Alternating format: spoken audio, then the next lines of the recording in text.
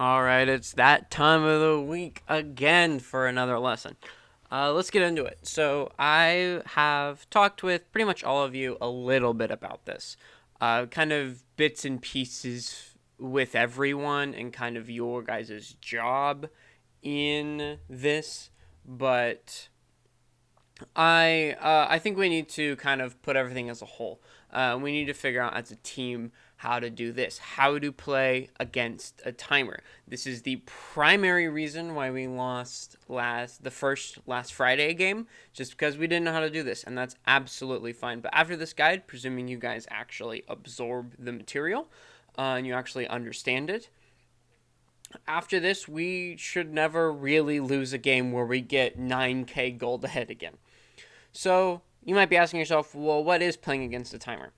None of you are asking that, actually. You all know what it is. But just to be clear, there are two different types of playing against a timer. One is you will outscale. So you're trying to stall, you're trying to make it to a certain point so that your team comes online. And the other is you get outscaled. You only have so long before the game is essentially over. After a certain point, your team just isn't near as effective. So what is that point? Well, pretty much no matter what, it's about a 25-minute timer. If you're getting outscaled, you should have easy sailing for the first 25 minutes. Otherwise, after that point, it's all uphill. You can still win after 25 minutes, but it gets your team stops doing well, and the gold lead tends to start going down. And the same is the other way. If you outscale the enemy, you have about 25 minutes until it starts getting easier. So you have to do your best to cut your losses until you get to that downhill point.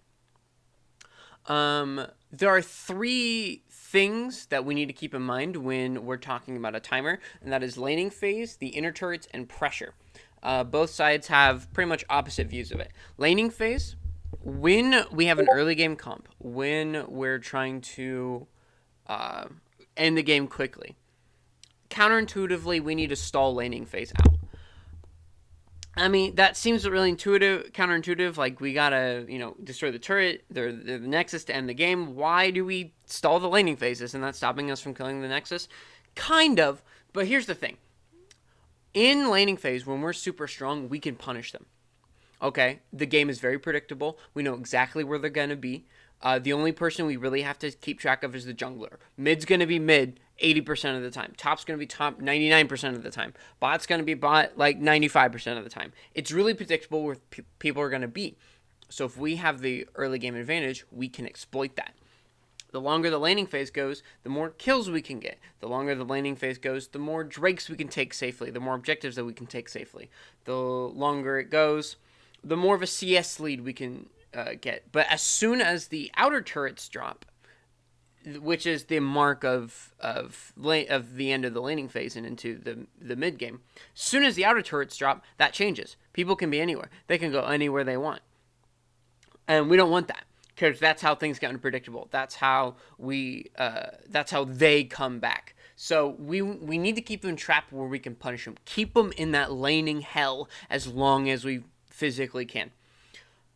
Now, it can't last forever, so when does it drop? Like, how do we know when we're ready to kill these turrets? Because it can't last forever. Well, it's pretty much as soon as we can confidently take the inner turrets right afterwards. We need to drop the inner turrets quick. Let me repeat. We need to drop the inner turrets pretty much as soon as we drop the outers. Once the outer turrets collapse, we need to get extra aggro. Because as long as the inner turrets stay, the enemy team has this really nice balance of they have really safe farming with the inner turrets, but they also have a little bit of pressure. Like, if they want to go to an objective, it's not a horrible thing. If we have a split pusher, they have that extra level of defense just in case. With inner turrets, they can be rather confident in being able to stall out the game. But once they drop, all that pressure goes. We get them out of that comfort zone. Now they really have to worry about split pushers. 1 or 2 picks doesn't mean a turret or 2 falling. It means getting inhibitor, and that's huge. So once the outer turrets collapse, we need to get extra aggro and make sure the inner turrets collapse as soon afterward as possible. And then pressure. When we're playing pressure, we don't want to trade anything when we're the early game comp. When we get outscaled, the last thing we want to do is trade. There was quite a bit of trading happening with in the other game, or on the last Friday match that we played. I think it was on Sunday. But like we would get Drake, but they would kill top, or we would kill bot, but they would get Rift. It seems okay because those trades are technically quote unquote winning, but we cannot give them anything. That's how they stall at the game. That's how we stall. So we don't want them to get a single lead.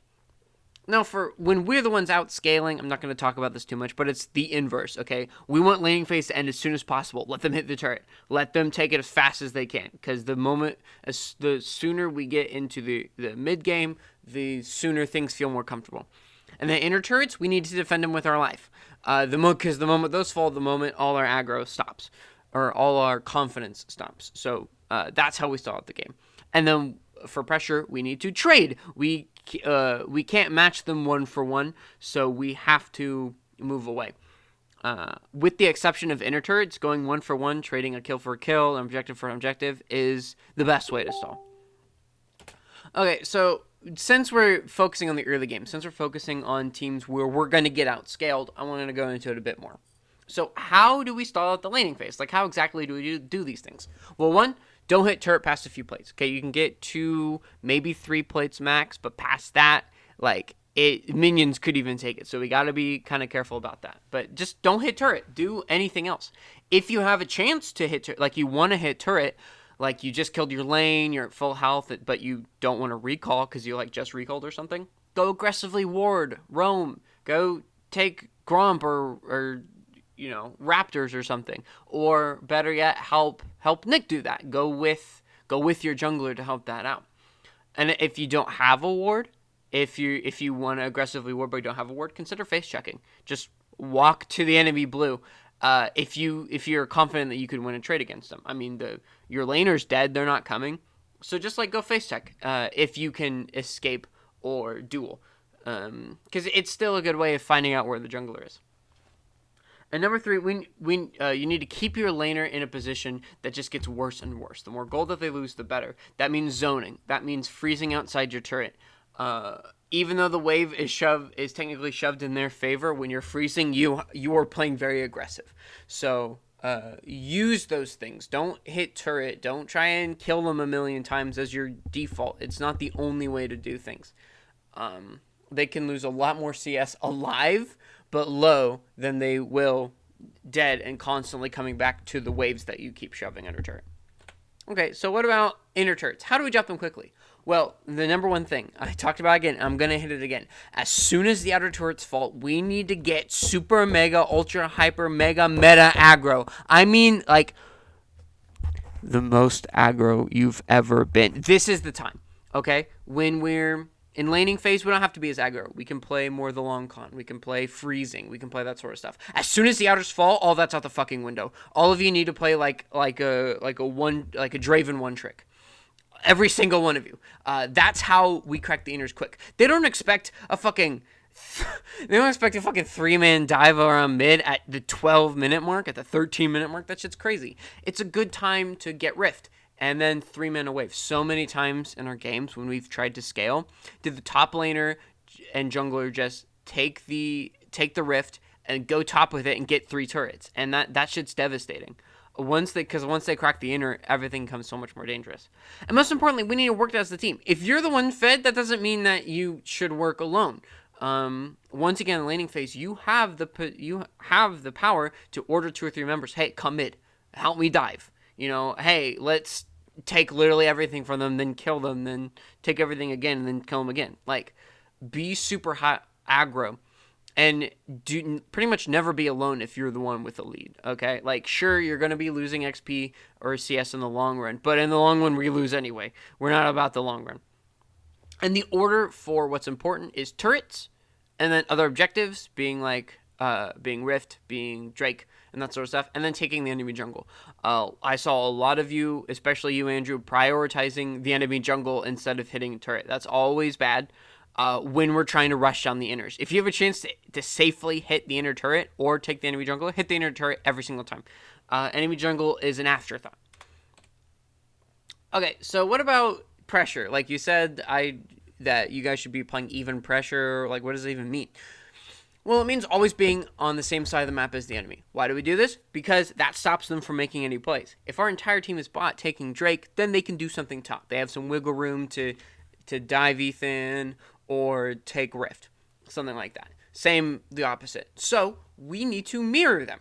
We need to track where they're going, figure out where they're probably going to be, and then be there. Stop them from getting anything.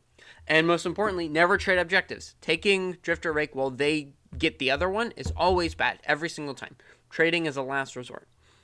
And then after laning phase, we need to use our advantage to the fullest while we have it. Unless that means don't split. Unless we're a split comp, like that's how we get turrets, don't split.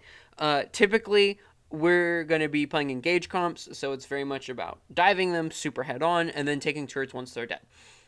Don't be happy with just taking the jungle. Don't take the jungle and be like, yeah, I played aggressive. No, we need to strike hard, strike fast, and no fucking mercy. Okay, so that's it. It was longer than I expected, but it wasn't super long. So go to the link, take the quiz. The quiz isn't super hard or anything. If you have any questions, please let me know.